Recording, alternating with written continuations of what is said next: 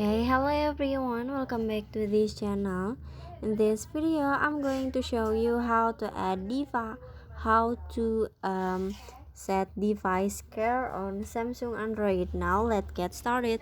First, open your setting apps, and after this, in here you can swipe down until you can see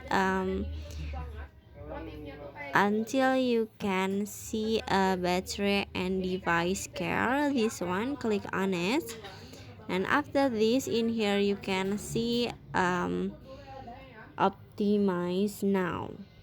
Click on it, and after this you can waiting until the process has been finished.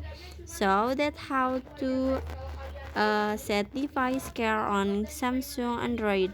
I hope you found this video to be helpful. If you enjoy the content, please consider like, comment, and subscribe down below. Bye bye.